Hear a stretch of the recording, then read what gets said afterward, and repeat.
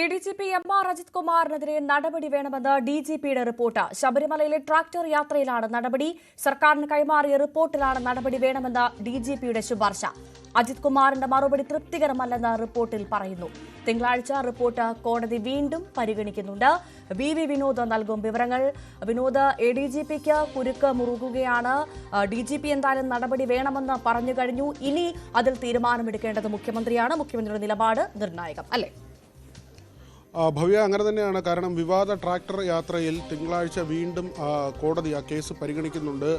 സ്വാഭാവികമായും കോടതിയുടെ ഭാഗത്ത് നിന്ന് എന്ത് നടപടിയുണ്ടായി എന്നത് ആരായും. ഇപ്പോൾ DGP റിപ്പോർട്ട് നൽകിയിട്ടുണ്ട്. ഈ യാത്ര ശരിയല്ല, അജിത് കുമാറിൻ്റെ വിശദീകരണം തൃപ്തികരമല്ല എന്ന് ചൂണ്ടിക്കാട്ടിയാണ് ഇപ്പോൾ റിപ്പോർട്ട് നൽകിയിട്ടുള്ളത്. ഇനി മുഖ്യമന്ത്രിയുടെ ഓഫീസിൻ്റെ അല്ലെങ്കിൽ മുഖ്യമന്ത്രിയുടെ നിലപാടാണ് ഇതിൽ നിർണായകമാകുക.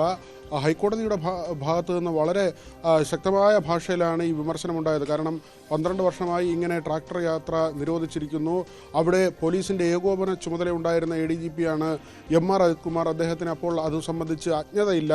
പിന്നെ എന്തുകൊണ്ട് ഈ യാത്ര നടത്തിയെന്ന ചോദ്യമാണ് കോടതിയുടെ ഭാഗത്തു നിന്നുണ്ടായത്. എന്നാൽ അജിത് കുമാർ DGPക്ക് നൽകിയ വിശദീകരണമാകട്ടെ, തനിക്ക് കാലിന് വേദനയുണ്ടായിരുന്നു, കുറേ ദൂരം നടന്നു, പിന്നീട് ഈ ട്രാക്ടർ എത്തിയപ്പോൾ അതിൽ കയറി മറ്റുദ്യോഗസ്ഥരോടൊപ്പം സന്നിധാനത്തേക്ക് പോവുകയും അവിടെ നിന്ന് തിരികെയും കുറേ ദൂരം നടക്കുകയും പിന്നീട് ട്രാക്ടറിൽ യാത്ര ചെയ്തുവെന്നുമാണ്.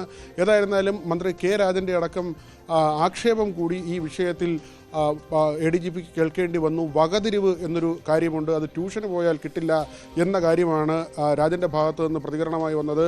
നമുക്കറിയാം, മന്ത്രി രാജനും ADGPയുമായുള്ള ബന്ധം അത്ര സുഖകരമല്ല. പ്രത്യേകിച്ച് ഈ തൃശ്ശൂർ പൂരം അലങ്കോലപ്പെട്ടതുമായി ബന്ധപ്പെട്ട കാര്യത്തിൽ മന്ത്രി രാജൻ ആ ദിവസം തന്നെ വിളിക്കുമ്പോൾ ADGP ഫോൺ എടുത്തില്ല എന്ന വിമർശനമുണ്ടായിരുന്നു. പിന്നീട് മന്ത്രി തന്നെ ADGPക്കെതിരെ അന്വേഷണ സംഘത്തിന് മൊഴി നൽകുന്ന സാഹചര്യമുണ്ടായി.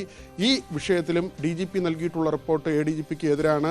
അതായത് 2 DGPമാർ, അത് ഇപ്പോഴത്തെ DGP റവാഡ ചന്ദ്രശേഖർ ആകട്ടെ, നേരത്തെ ഉണ്ടായിരുന്ന DGP ഷേഖ് ദർവേസ് സാഹിബ് ആകട്ടെ, ഈ 2 പേരും ഒരേ സ്വരത്തിലാണ് ADGPക്കെതിരെ നിലപാടെടുക്കുന്നത്. DGP മാറിയെങ്കിൽ കൂടിയും ഈ സ്ഥാനത്തെത്തുന്ന ആളുകളെല്ലാം തന്നെ ADGPക്കെതിരായ നിലപാട് സ്വീകരിക്കുന്നു എന്നതും ശ്രദ്ധേയമാണ്. ഭവ്യ, VV വിനോദാണ് വിവരങ്ങൾ നൽകിയത്.